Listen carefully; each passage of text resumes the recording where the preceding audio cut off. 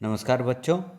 वर्ग 8 के लिए जो सामाजिक विज्ञान का प्रश्न पत्र आज 18 तारीख 2024 को अर्धवार्षिक मूल्यांकन में आया है, उसको हम लोग देखते हैं। यह ओरिजिनल पेपर है जो परीक्षा में पूछा गया था। इसमें सही अंकों को आप मिलाइए, सही उत्तरों को जांचिए और अपना जो परफॉर्मेंस है उसको देखिए। पहला प्रश्न है, रिक्त स्थानों को भरें। इस प्रश्न में पहला जो पूछा गया प्रश्न है वह है, ईस्ट इंडिया कंपनी की स्थापना खाली स्थान में हुई थी। तो सही जवाब है इसका लंदन में हुई थी। सही जवाब क्या है? लंदन। दूसरा, बिरसा मुंडा का संबंध किस राज्य से है? खाली स्थान दिया हुआ था और उसमें राज्य का ही ऑप्शन है, तो ये सही उत्तर है झारखंड। तीसरा है, गौतम बुद्ध अभयारण्य जिला में है, तो सही जिले का नाम क्या है? गया। उसके बाद, नवी मुंबई शहर का विकास कैसी भूमि पर हुआ है? तो इसका सही जवाब है दलदली भूमि पर हुआ है। अगला, ये आपके प्रश्न पत्र में जो भी प्रश्न हैं वो पुस्तकों से हैं, तो आप पुस्तकों में इसको कंफर्म कर सकते हैं। जैसे ये चौथा जो प्रश्न है वो आपके जियोग्राफी यानी हमारी दुनिया में दिया हुआ है और उसमें आप लोग इसको कंफर्म कर सकते हैं कि ये दलदली भूमि पर ही विकसित हुआ है। समता का अधिकार कैसा अधिकार है? तो यह एक मौलिक अधिकार है। ये थे इतने सारे प्रश्न। अब आगे के प्रश्नों को देखते हैं। इसमें सही गलत करना है। दूसरा जो प्रश्न है इसमें सही गलत करना है। सही कथन पर सही और गलत कथन पर गलत का निशान लगाएं। पहला प्रश्न है, 1912 ईस्वी में बिहार बंगाल से अलग हुआ। तो ये बात सही है, 1912 ईस्वी में ही बिहार बंगाल से अलग हुआ था। मीर कासिम ने अपनी राजधानी मुंगेर में बनाई। यह बात सही है, मीर कासिम ने ही अपनी राजधानी मुर्शिदाबाद से हटाकर मुंगेर ले आई। वाल्मीकि नगर वन्य प्राणी अभयारण्य दक्षिण बिहार में है, ये गलत वक्तव्य है। वाल्मीकि नगर वन्य प्राणी अभयारण्य उत्तर बिहार में पश्चिम चंपारण नामक जिले में है। चौथा प्रश्न है, कोयला का सर्वोत्तम किस्म एंथ्रासाइट है। तो ये बात सही है। कोयला कई प्रकार का होता है, जैसे बिटुमिनस भी कोयला होता है। तो इसमें एंथ्रासाइट जो है इसमें कार्बन का प्रतिशत सबसे अधिक होता है और ये सर्वोत्तम किस्म का कोयला होता है। भारत में संसद के 3 सदन हैं। तो सदन 3 अंग तो हैं राष्ट्रपति को मिलाकर, पर सदन 2 ही हैं, लोकसभा और राज्यसभा। आगे के प्रश्नों को देखते हैं। तीसरा इसमें है कि सही मिलान कीजिए। सूती कपड़ा कहाँ है?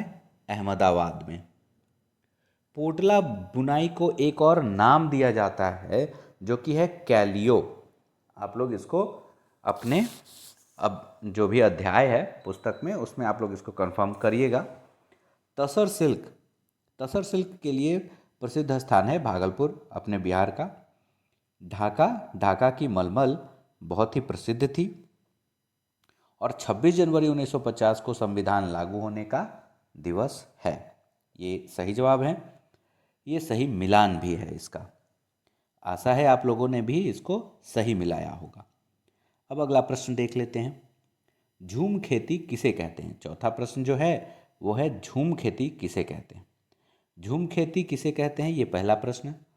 झूम खेती खेती की एक प्रक्रिया जिसमें जंगलों को साफ कर फसल उगाई जाती है। जमीन की उर्वरता कम हो जाने पर वहाँ खेती करना छोड़ जंगल के दूसरे हिस्से को साफ करके वहाँ खेती करने लगते हैं। झूम खेती कहलाती है। खेती की एक ऐसी प्रक्रिया जिसमें जंगल एक जगह साफ कर देते हैं, फिर वहाँ पे खेती करते हैं। वहाँ की उर्वरता खत्म हो जाए तो किसी अन्य जगह जाकर ऐसा काम करते हैं, और ये पूरी प्रक्रिया झूम खेती कहलाती है। अब देखते हैं आगे के प्रश्नों को। चौथा के पहला के अथवा में ही पूछा था कि पंथ निरपेक्षता का अर्थ क्या है, या पंथ निरपेक्षता क्या है? तो पंथ निरपेक्षता का अर्थ है कि भारत के संविधान के अनुसार सभी लोगों को अपनी अपनी धार्मिक मान्यताओं व तौर तरीकों को अपनाने की पूरी आज़ादी है और राज्य के सामने सभी धर्म समान हैं। यही पंथ निरपेक्षता का भारत में अर्थ है। अगला प्रश्न देख लेते हैं। अगला प्रश्न है, किसान नील की खेती क्यों नहीं करना चाहते थे? ये आपके इतिहास से प्रश्न है। और चंपारण सत्याग्रह जो हुआ वह नील की खेती न करने के लिए ही हुआ, कि हम नील की खेती नहीं करेंगे, वहाँ के किसानों ने कह दिया। क्यों कहा उन्होंने ऐसा? किसान नील की खेती नहीं करना चाहते थे क्योंकि नील की खेती किसानों के लिए फायदेमंद नहीं थी, उसमें लाभ नहीं होता था। नील की खेती धान के मौसम में ही की जाती थी और ऐसे में धान की फसल पीछे हो जाती थी, धान की फसल करने में देर होती थी। अगला कारण है, किसानों के पास अनाज की कमी हो जाती थी। इस कारण से किसान नील की खेती नहीं करना चाहते थे। इसी प्रश्न में अथवा प्रश्न एक है, रैयतवाड़ी व्यवस्था क्या थी? इसको देखते हैं। रैयतवाड़ी व्यवस्था, इस नई व्यवस्था को दक्षिण और पश्चिम भारत में शुरू किया गया था। इसमें कंपनी द्वारा किसानों के साथ सीधा सीधा करार किया गया था। भू राजस्व वसूल करने का यह एक तरीका था। यह दक्षिण और पश्चिम भारत में शुरू किया गया और इसमें कंपनी किसानों के साथ सीधा सीधा करार कर ली थी। यही रैयतवाड़ी व्यवस्था थी। अब अगले प्रश्न को देखते हैं। अगला प्रश्न है, पांचवा जो प्रश्न है, 1857 ईस्वी की क्रांति के क्या कारण थे? और उसका अथवा प्रश्न है कि कानून कैसे बनते हैं। दोनों प्रश्नों का उत्तर देखते हैं। 1857 की क्रांति के प्रमुख कारण निम्नलिखित थे, या हम कह सकते हैं कि निम्न थे। कौन कौन से कारण थे? तो अंग्रेजों की आर्थिक एवं सामाजिक नीतियाँ, भारतीयों के प्रति भेदभाव, विलय एवं हड़प की नीति तथा चर्बी वाले कारतूसों का प्रचलन। ये सब ऐसे प्रमुख कारण थे जिनके कारण 1857 ईस्वी की क्रांति हुई थी। थोड़ा थोड़ा इसको विस्तारित भी कर दे सकते हैं कि अंग्रेज किस प्रकार भारतीय बुनकरों के साथ भेदभाव करते थे, सामाजिक नीतियाँ किस प्रकार अलग थी। अगला प्रश्न है, कानून कैसे बनते हैं? कानून बनने में भारत में सबसे पहले जनता की समस्याओं के समाधान के लिए कानून बनाने हेतु भारत में सबसे पहले जनता समस्याओं के समाधान के लिए कानून बनाने हेतु आवाज़ उठाती है। इसके बाद मंत्रिमंडल संबंधित विभाग को विधेयक निर्माण का निर्देश देती है।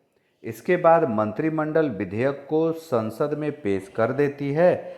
लोकसभा राज्यसभा में चर्चा एवं पारित होने के बाद राष्ट्रपति के हस्ताक्षर द्वारा कानून का निर्माण होता है।